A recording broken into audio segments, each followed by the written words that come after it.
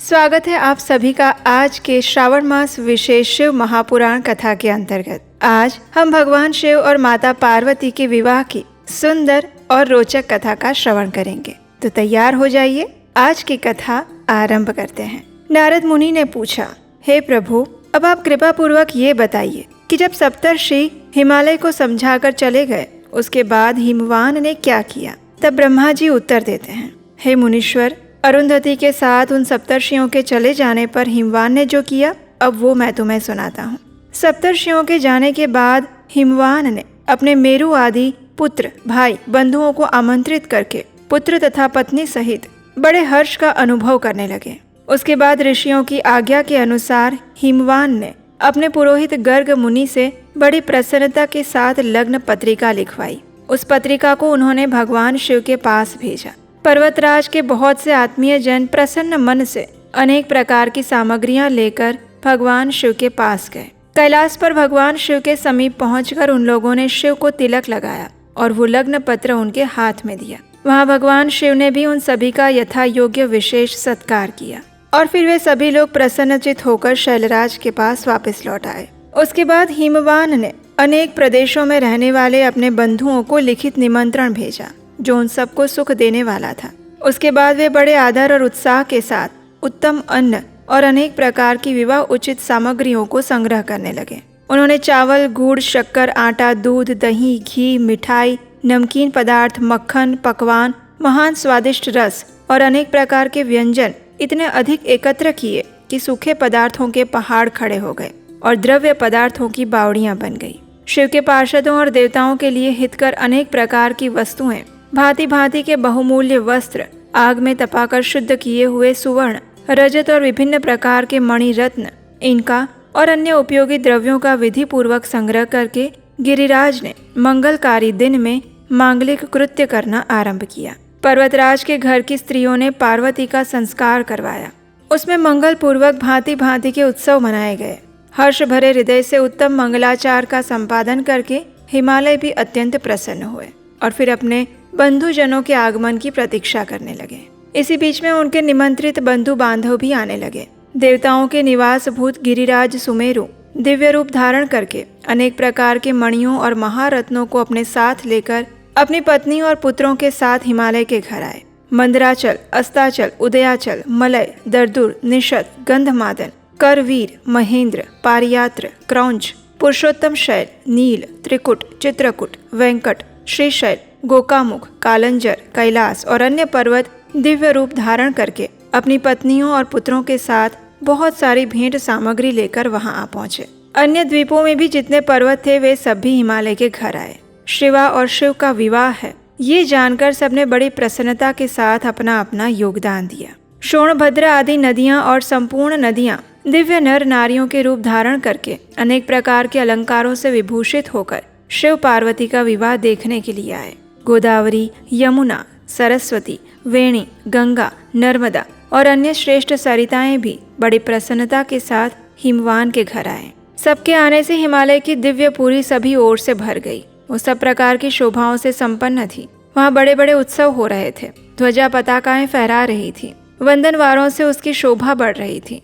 हिमालय ने भी बड़ी प्रसन्नता के साथ अपने यहाँ पधारे हुए सभी स्त्री पुरुषों का यथा योग्य आदर सत्कार किया। सबको अलग अलग सुंदर स्थानों में ठहराया। उनके उपयुक्त की सभी सामग्री देकर उनको संतुष्ट किया और उसके बाद उन्होंने अपने नगर को सुंदर रूप से सजाना आरंभ किया। सड़कों को झाड़ बुहार कर उन पर छिड़काव किया गया। बहुमूल्य साधनों से सुसज्जित और शोभित किया। दरवाजे पर केले आदि मांगलिक वृक्ष लगवाए गए। आंगन को केले के खंभों से सजाया। रेशम की डोरों में आम के पल्लव बांधकर बंधनवारें बनवाई। उन्हें उन खंभों के चारों ओर लगवा दिया। मालती के फूलों की मालाएं उस आंगन के सभी ओर लटका दी गई। सुंदर तोरणों से वो आंगन का भाग अत्यंत प्रकाशमान लग रहा था। तत्पश्चात गिरिराज हिमवान ने महान प्रभावशाली गर्ग मुनि को आगे करके अपनी पुत्री के लिए प्रस्तुत करने योग्य सारा उत्तम मंगल कार्य संपन्न किया। उन्होंने विश्वकर्मा को बुलाकर आदर पूर्वक एक मंडप बनवाया, जिसका विस्तार बहुत अधिक था। ये मंडप कई योजनों बड़ा था, अनेक शुभ लक्षणों से युक्त और अनेक प्रकार के आश्चर्यों से परिपूर्ण था। वहाँ सभी और ऐसी अद्भुत वस्तुएं थी जो उस मंडप का सर्वस्व जान पड़ती थी। वहाँ की स्थावर वस्तुओं से जंगम और जंगम वस्तुओं से स्थावर पराजित हो रहे थे, यानी वो सभी एक दूसरे से बढ़कर शोभाशाली और चमत्कार पूर्ण थे। चतुर से चतुर मनुष्य भी नहीं जान पाते थे कि इसमें कहाँ जल है और कहाँ थल। कहीं कृत्रिम सिंह बने थे और कहीं सारसों की पंक्तियाँ। वहाँ बनी हुई सारी चीजें कृत्रिम थी, लेकिन फिर भी वास्तविक जान पड़ती थी। कहीं बनावटी मोर थे जो अपनी सुंदरता से मन को मोह लेते थे।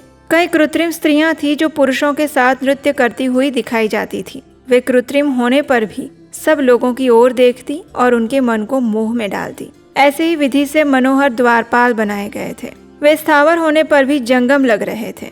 वे अपने हाथों से धनुष उठाकर उन्हें खींचते हुए दिखाई देते थे। द्वार पर कृत्रिम महालक्ष्मी खड़ी थी। उनकी रचना अद्भुत थी। वो समस्त शुभ लक्षणों से संयुक्त दिखाई देती थी। ऐसा लग रहा था मानो साक्षात लक्ष्मी देवी क्षीर सागर से वहां पर आ गई हो। वहां स्थान स्थान पर सजे सजाए कृत्रिम हाथी भी खड़े किए गए थे, जो असली हाथियों के समान ही लग रहे थे।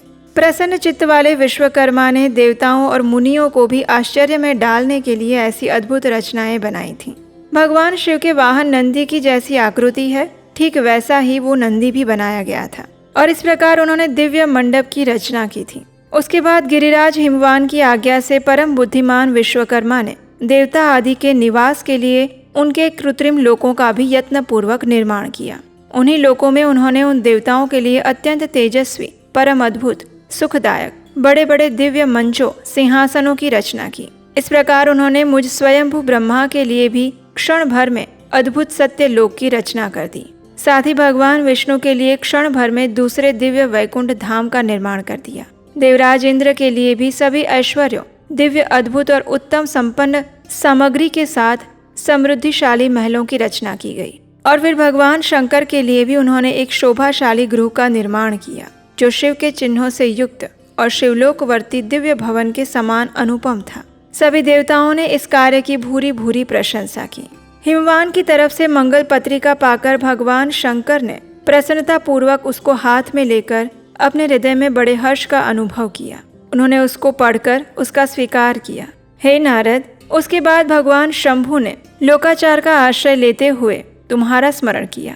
तुम अपने सौभाग्य की प्रशंसा करते हुए बड़ी प्रसन्नता के साथ उनके पास गए और भगवान शिव ने तुम्हें आज्ञा देते हुए कहा, हे नारद, तुम्हारे उपदेश से देवी पार्वती ने बड़ी भारी तपस्या की है और उससे संतुष्ट होकर मैंने उन्हें ये वर दिया है कि मैं उन्हें पति रूप में प्राप्त होऊंगा और उनसे विवाह करूंगा। सप्तर्षियों ने लग्न का साधन और शोधन कर दिया है। आज से 7वें दिन मेरा विवाह होगा और इसलिए लोकाचार का व्यवहार करते हुए उस दिन मैं महान उत्सव करूंगा। हे मुने, तुम भगवान विष्णु और अन्य सभी देवताओं, मुनियों तथा सिद्धों को और अन्य लोगों को भी मेरी ओर से आमंत्रित करो। भगवान शिव की आज्ञा शिरोधार्य करके तुमने शीघ्र ही सभी जगह जाकर सबको निमंत्रण दे दिया और फिर शंभु के पास वापस आकर उनके पास ही ठहर गए। शिव भी उन सबके आगमन की उत्कंठा पूर्वक प्रतीक्षा करते हुए अपने गणों के साथ वहीं रहे और उनके सभी गण संपूर्ण दिशाओं में नाचते हुए बड़ा भारी उत्सव मनाने लगे। इसी बीच भगवान विष्णु सुंदर वेश धारण किए अपनी पत्नी और दल बल के साथ शीघ्र ही कैलाश पर्वत पर आए। इसी प्रकार मैं भी अपने गणों के साथ कैलाश पर्वत पर पहुंचा। भगवान शंभु को प्रणाम करके अपने सेवकों के साथ वहीं पर ठहरा। उसके बाद इंद्र आदि लोकपाल और उनकी स्त्रियां आवश्यक सामान के साथ सज धज कर वहां पर आए। उसके बाद सभी मुनि, नाग, सिद्ध, उपदेवता और अन्य लोग भी जो निमंत्रित हुए थे वो उत्सव को मनाते हुए वहां पर आ गए। उस समय महेश्वर ने वहां आए हुए सभी का आदर सत्कार किया और उसके बाद कैलाश पर्वत पर बड़ा अद्भुत और महान उत्सव होने लगा। देवांगनाओं ने उस अवसर पर यथा योग्य नृत्य आदि किया। भगवान शिव की आज्ञा पाकर सभी लोग अपने कार्य को अपना ही समझकर नियंत्रित रूप से करने लगे और इस प्रकार शिव की सेवा समझने लगे। उस समय 7 मातृकाएं वहां बड़ी प्रसन्नता के साथ शिव को यथा योग्य आभूषण पहनाने लगी। उस समय चंद्रमा स्वयं उनके मुकुट के स्थान पर जा विराजे। उनका जो सुंदर ललाटवर्ती तीसरा नेत्र था वो उनका शुभ तिलक बन गया। कानों के आभूषणों के रूप में 2 सर्प बताए गए हैं। वे नाना प्रकार के रत्नों से युक्त 2 कुंडल बन गए। अन्य अन्य अंगों में स्थित सर्प उन अंगों के अति रमणीय आभूषण हो गए। उनके शरीर में जो भस्म लगा हुआ था वही चंदन आदि का अंगराग बन गया और उनके जो गज, चर्म आदि परिधान थे वे सुंदर दिव्य दुकूल बन गए। भगवान शिव का रूप इतना सुंदर हो गया कि उसका वर्णन करना कठिन है। वे साक्षात ईश्वर तो थे ही, लेकिन फिर भी उन्होंने पूरा पूरा ऐश्वर्य प्राप्त कर लिया। उसके बाद भगवान विष्णु ने महादेव से कहा, हे प्रभु, आप गुह्य सूत्रोक्त विधि के अनुसार गिरिराज कुमारी पार्वती देवी के साथ अपने विवाह का कार्य कराइए। आपके द्वारा विवाह की विधि का संपादन होने पर वही लोक में सर्वत्र विख्यात हो जाएगी। और अब आप अपने यश का विस्तार कीजिए और आइए, अब हिमालय की ओर प्रस्थान करते हैं। लोकाचार परायण परमेश्वर शंभु ने उनकी आज्ञा मानकर विधि पूर्वक सारे कार्य संपन्न किए। उन्होंने सारा अभ्युदयिक कार्य कराने के लिए मुझ ब्रह्मा को अधिकार दे दिया था। अतः वहाँ मुनियों के साथ लेकर मैंने आदर और प्रसन्नता के साथ वो सारा कार्य संपन्न करवाया। मेरी और शंभु की प्रेरणा से सभी ऋषि मुनियों ने विघ्नों की शांति के लिए प्रीति पूर्वक ग्रहों का और समस्त मंडलवर्ती देवताओं का पूजन किया। शिव बहुत संतुष्ट हुए और उन्होंने प्रसन्नता पूर्वक ब्राह्मणों को प्रणाम किया। उसके बाद सर्वेश्वर महादेव देवताओं और ब्राह्मणों को आगे करके उस गिरिश्रेष्ठ कैलाश से हर्ष पूर्वक निकले। कैलाश से बाहर जाकर देवताओं और ब्राह्मणों के साथ भगवान शंभु आनंद पूर्वक खड़े हो गए और उस समय उनके संतोष के लिए देवता आदि सभी ने मिलकर बहुत बड़ा उत्सव मनाया। बाजे बजने लगे, गायन और नृत्य आरंभ हुआ। उसके बाद भगवान शंभु ने नंदी आदि सभी गणों को अपने साथ हिमाचल पुरी चलने की प्रसन्नता पूर्वक आज्ञा देते हुए कहा, हे नंदी, तुम लोग थोड़े से गणों को यहाँ रखकर बाकी सभी लोग मेरे साथ बड़े उत्साह और आनंद से युक्त होकर गिरिराज हिमवान के नगर में चलो। भगवान की आज्ञा पाकर गणेश्वर, शंखकर्ण, केकराक्ष, विकृत, विशाख, पारिजात, विकृतानन, दुंदुब, कपाल, संदारक, कंदुक, कुंडक, विष्टम्भ, पिप्पल, सनादक, आवेशन, कुंड, पर्वतक, चंद्रतापन, दीप्तात्मा, दैत्यांतक, भृंगी, देवदेव प्रिय, अश्नि, भानु, प्रमथ और वीरभद्र अपने असंख्य कोटि कोटि गणों और भूतों को साथ लेकर चल पड़े। नंदी आदि गणराज असंख्य गणों से घिरे हुए थे। क्षेत्रपाल और भैरव भी अनेक अनेक गणों को लेकर उत्सव मनाते हुए प्रेम और उत्साह के साथ चल पड़े। वे सब सहस्त्र हाथों से युक्त थे। सिर पर जटा का मुकुट था। उन सबके मस्तक पर चंद्रमा और गले में नील चिन्ह थे। उन सब ने रुद्राक्ष के आभूषण पहने थे। उत्तम भस्म धारण किए थे। हार, कुंडल, केयूर, मुकुट आदि से अलंकृत थे। इस प्रकार देवताओं और दूसरे दूसरे गणों को साथ लेकर भगवान शंकर अपने विवाह के लिए हिमवान के नगर की ओर चल पड़े। उस विवाह की बारात में चंडी देवी भी थी। वे शत्रुओं को भय देने वाली थी। उन्होंने सांपों के आभूषण से अपने आप को विभूषित किया था। उनका वाहन प्रेत था और उसी पर आरूढ़ होकर अपने माथे पर एक सोने का भरा हुआ कलश लेकर वो चल रही थी। वहाँ करोड़ों दिव्य भूत गण शोभा पा रहे थे। उन सबके स्वरूप विकराल थे। उनके रूप रंग भी अनेक प्रकार के थे। उस समय डमरुओं के डिमडिम घोष से, भेरियों की गड़गड़ाहट से, शंखों के गंभीर नाद से तीनों लोक गूंज उठे। देवता लोग शिव गणों के पीछे होकर बड़ी उत्सुकता के साथ बारात का अनुसरण करते हुए चले। देवमंडली के बीच में गरुड़ के आसन पर विराजमान लक्ष्मीपति भगवान विष्णु चल रहे थे। इसी प्रकार मैं भी मूर्तिमान वेदों, शास्त्रों, पुराणों, आगमों, प्रजापतियों, पुत्रों और अन्य परिजनों के साथ मार्ग में चलता हुआ आगे जा रहा था।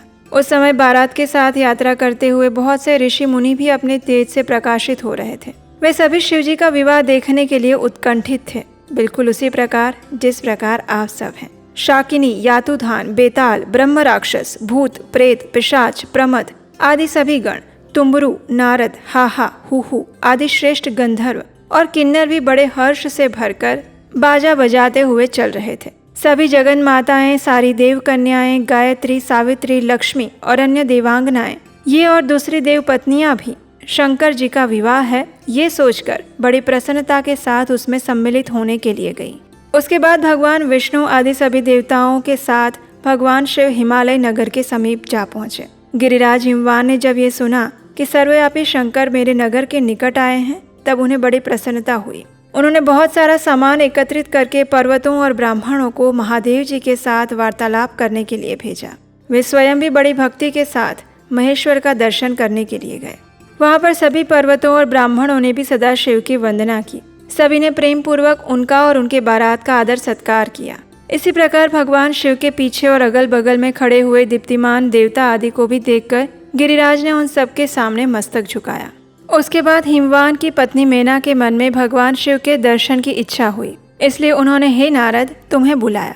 मेना ने तुम्हें प्रणाम करके कहा, हे मुने, गिरिजा के होने वाले पति को पहले मैं देखूंगी। शिव का कैसा रूप है जिनके लिए मेरी पुत्री ने ऐसी उत्कृष्ट तपस्या की है। उस समय भगवान शिव भी मैना के भीतर के अहंकार को जानकर श्री विष्णु और मुझसे अद्भुत लीला करते हुए कहने लगे, तात, आप दोनों मेरी आज्ञा से देवताओं सहित अलग अलग होकर गिरिराज के द्वार पर सबसे पहले जाइए, हम पीछे से आएंगे। शिव के चिंतन में रहने वाले सभी देवताओं ने शीघ्र वैसी ही व्यवस्था करके वहां से उत्सुकता पूर्वक आगे की यात्रा की। मैना अपने भवन के सबसे ऊपरी भवन में तुम्हारे साथ खड़ी थी। उस समय भगवान विश्वेश्वर ने अपने को ऐसी वेशभूषा में दिखाया जिससे मैना के हृदय को ठेस पहुंचे। सबसे पहले इस बारात में गंधर्व आदि आए, उसके बाद सभी यक्ष आए, फिर क्रम से यमराज, निरुति, वरुण, वायु, कुबेर, ईशान, देवराज इंद्र इत्यादि देवता गण आए। इन सबको देखते हुए मैना सभी के बारे में पूछती थी, क्या यही शिव है? तब नारद मुनि कहते थे, ये तो शिव के सेवक हैं। ये सुनकर मैना को प्रसन्नता होती कि अगर उनके सेवक इतने सुंदर हैं तो उनके स्वामी शिव कितने सुंदर होंगे। इसी बीच में वहाँ भगवान विष्णु पधारे। उनका अत्यंत सुंदर और मनोहर रूप देखकर मैना को लगा कि शायद यही शिव है, अवश्य यही मेरी शिवा के पति हैं। तब तुमने उन्हें बताया कि देवी, ये शिवा के पति नहीं, अपितु ये तो भगवान विष्णु हैं। उसके बाद भगवान शिव ने अपने गणों के साथ प्रवेश किया और मैना के अहंकार को चूर्ण किया। उस समय हे नारद, तुमने मैना को शिवा के पति का दर्शन कराते हुए कहा, हे देवी, ये देखिए, ये साक्षात भगवान शंकर हैं, जिनकी प्राप्ति के लिए शिवा ने बड़ी भारी तपस्या की थी। तुम्हारे ऐसा कहने पर मैना ने बड़ी प्रसन्नता के साथ अद्भुत आकार वाले भगवान महेश्वर की ओर देखा। वे स्वयं तो अद्भुत थे ही, उनके अनुचर भी बड़े विचित्र थे। और उतने में रुद्रदेव की परम अद्भुत सेना आ पहुंची, जो भूत प्रेत आदि से संयुक्त और नाना गणों से संपन्न थी। उनमें से कितने ही बवंडर का रूप धारण करके आए थे, कितने के मुंह टेढ़े थे, कोई अत्यंत कुरूप दिख रहे थे, कुछ बड़े विकराल थे। किसी का मुंह दाढ़ी मूछ से भरा हुआ था तो कोई लंगड़े थे, कोई दंड और पाश धारण किए थे तो किसी के हाथों में मुदगर था। कितने ही अपने वाहनों को उल्टे चला रहे थे, कोई सिंह, कोई डमरू और गोमुख बजा रहे थे। गणों में से कितने ही के मुंह नहीं थे, कितनों के मुख पीठ की ओर लगे थे, कई बिना हाथ के थे तो कई बिना पैर के। कितनों के बहुत से हाथ थे और कितनों के बहुत सारे नेत्र थे। किन्हीं के सिर नहीं थे तो किन्हीं के बहुत खराब सिर थे, किसी के कान नहीं थे तो किसी के बहुत से कान थे। और इस प्रकार विकृत आकार वाले वो सभी प्रबल गण अत्यंत वीर और भयंकर दिख रहे थे। इन सब असंख्य भूत प्रेत आदि लोगों को देखकर मैना तत्काल भय से व्याकुल होने लगी। और उसी बीच भगवान शिव पधारे। उनके 5 मुख थे और प्रत्येक मुख में 3-3 नेत्र। उनके सारे अंगों में विभूति लगी थी। मस्तक पर जटाजूट और चंद्रमा का मुकुट था। उनके हाथ में पिनाक और त्रिशूल था। आंखें भयानक थी, आकृति विकराल और हाथी की खाल का वस्त्र। ये सब कुछ देखकर शिवा की माता अत्यंत डर गई, व्याकुल होकर कांपने लगी, उनकी बुद्धि चकराने लगी। और उसी अवस्था में तुमने उनसे कहा, यही है भगवान शिव। और ये सुनकर मैना अत्यंत भय से व्याकुल होते हुए भूमि पर गिर पड़ी और मूर्छित हो गई। उसके बाद उन्होंने क्या किया, इस विषय में हम जानेंगे हमारे इसी शिव महापुराण कथा की अगली कड़ी में। उसे सुनने के लिए आपके अपने चैनल उपदेश शास्त्रकम को सब्सक्राइब करके रख लीजिए। और अगर आज की ये कथा अच्छी लगी है तो इसे लाइक करके शेयर कीजिए। हरे कृष्णा।